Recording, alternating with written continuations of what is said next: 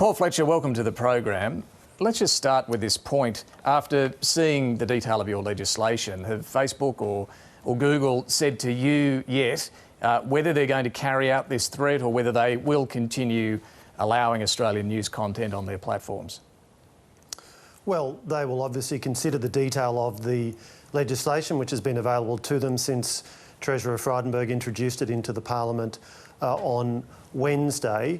I make the point that these large digital global businesses from time to time do make these kinds of threats, but we've got on with the process. We have consulted very extensively. We've responded to concerns they've raised where they appeared to be reasonable. For example, we've moved the notice period for changes to algorithms from 28 days to 14 days and essentially made it conscious decisions as opposed to machine-driven changes to the algorithm. So we've sought to respond to reasonable issues that the digital platforms have raised, as indeed we've sought to respond to reasonable points that the Australian news media businesses have raised. And there's now another period of consultation through the Senate committee, so it's been referred to the Senate Economics Committee, and that will be able to consider it over summer. One of their other concerns is a feature of the bill which says there has to be compulsory arbitration. So if Google and Facebook can't agree to terms with the media companies about how much to pay them, the umpire under compulsory arbitration would set the price they'd have to pay it. Why is compulsory arbitration important here? Well, this is central to the way that this code operates. Bear in mind, this was recommended by the ACCC in its digital platforms inquiry. So this was a 2-year-long, very detailed examination of the market power of Facebook and Google. You know, Google has 51% of digital advertising revenue in Australia. Facebook has 24%. They're in a very strong position. What the ACCC recommended was that there ought to be a code regulating the commercial dealings between news media businesses and the platforms, because the platforms are, as the ACCC found, unavoidable business partners of Australia's news media businesses. What we want to do is encourage commercial negotiation, but the code sets out that backstop that if a commercial deal is not reached, then there is this final offer arbitration process, which is designed to be there if a commercial deal is not done. But what we hope and expect is that there will be commercial deals done. Sure, but I'm just interested that if there would. Yeah, I'm just interested that you've decided to make arbitration compulsory here, because separately, I know this isn't your portfolio, but when it comes to industrial relations, we were just discussing, and casuals who worked somewhere for 12 months and asked to be made permanent, the boss says no. The casual worker doesn't get compulsory arbitration under that legislation, but here for the media owners, you're saying they do get compulsory arbitration. This is based upon very thorough competition policy analysis by our competition regulator.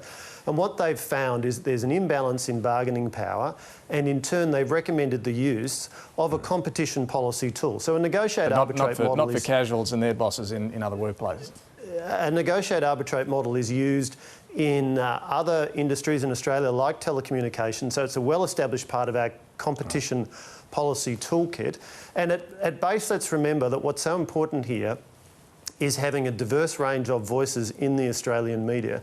That's incredibly important in a democracy, and so we've gone through a thorough process to get to this point with a view to being able to support Australian news media businesses, so we continue to have a diverse media sector. Let's turn to the ABC, Minister. Do you have confidence in ABC Chair Ita Buttrose? Well, ABC Chair Ita Buttrose is a very experienced media figure, and I do have confidence in the way that she is operating in her role. She's one of the most eminent media figures in Australia, and she's got a challenging and very important job. The ABC is a vital national institution, which of course has editorial independence from the government, so responsibility for what appears on the ABC sits with ABC Chair Ita Buttrose and the board, and of course management. Nearly 2 weeks ago you wrote a letter to the Chair about the Four Corners story inside the Canberra Bubble. You questioned whether the board had fulfilled its duties, and you tweeted out the letter, made it public before the Chair had a chance to read it.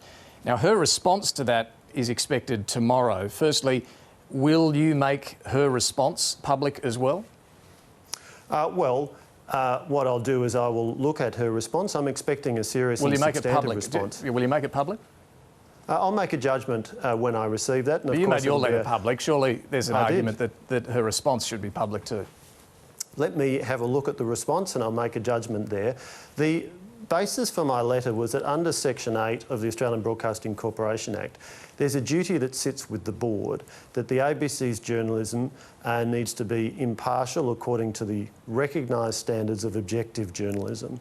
And it's entirely appropriate that those judgments and decisions sit with the board and with management. What I've asked ABC Chair Ita Buttrose and the board to demonstrate is that they have made those judgments in relation to, in particular, that Four Corners episode. You know, I'm the minister charged with overseeing the ABC. It's very clear they have editorial independence, but this is an entirely appropriate question for me to be asking. So the answer that's coming your way, I understand the response from Ita Buttrose will be that they have absolutely, the board upheld their duties, the ABC as well in relation to this story.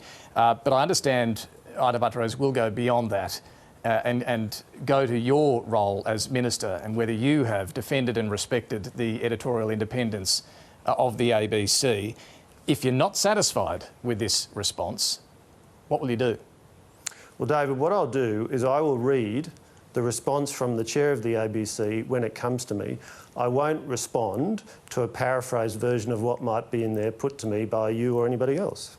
Okay, but you won't necessarily make her response public either. I'll make an assessment when I receive it, David. And can you guarantee at this point that if you're not satisfied with that response, that you will remove your confidence from Ita Buttrose? You could even sack Ita Buttrose? David, I'm not going to get into that. Well, you could give some sort of assurance that you're not going to sack the chair of the ABC. I certainly have no intention of sacking the chair of the ABC. She does an important job. But let's be clear, the ABC is an organisation which receives this year $1,065 million of public money to carry out very important functions. And it's entirely appropriate that as Minister with responsibility for the ABC, that I should ask the board and the chair questions about responsibilities which squarely fall to them. When I receive her response, I'll give it the careful consideration that it deserves, and I do expect a serious and substantive response from one of the most serious and substantive figures in the Australian media landscape. The question for you though, Minister, too, is do you see it as your role to defend the editorial independence of the ABC? I see it as my role in relation to the ABC and the other government business enterprises within my portfolio to oversee their performance and to ask questions about their performance. David, I come from a business background where executives are accountable to a chief executive is accountable to a board is accountable to shareholders. And government business enterprises are accountable to the democratically elected parliament, and particular ministers have responsibility for particular business enterprises. So there's been some suggestion from some journalists that it's inappropriate that I ask these questions. I disagree strongly. But it is my job. You must admit, though, that the appearance here, where you've decided on a story that's embarrassing to your political mates to pressure the ABC board as to whether they've upheld their duties, this does look like you're pressuring the board for a political reason. I disagree with that characterisation, David. As Minister, I have expectations of the performance of the boards and organisations within my portfolio, including the ABC, and I will ask them questions. Now, I don't know what the response is going to be, and it's for the board to respond as to whether it is satisfied as to the matters for which it has responsibility. But I make the point, the statute, the ABC Act, imposes the responsibility on the ABC board that the ABC's journalism is accurate and impartial according to the recognised standards of objective journalism. A final issue on Australia Post. It's 7 weeks now since a 4-week inquiry was announced into the conduct of the board and management. This was after the Prime Minister said he was shocked and appalled to discover that the then boss, Christine Holgate, had spent nearly $20,000 on some watches. She then resigned. Have you now received the report, and what does it say? Yes, the report has been provided to me and my fellow shareholder minister, the Finance Minister Simon Birmingham. We will take that to Cabinet for a discussion of it, as we said that we would.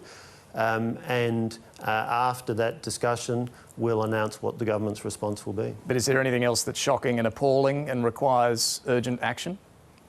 Well, that's a matter for Cabinet discussion, so we'll have the discussion at Cabinet and then we'll be announcing our response after that. All right, Communications Minister Paul Fletcher, thanks for joining us and a happy Christmas. To you too, David, and all your listeners and viewers.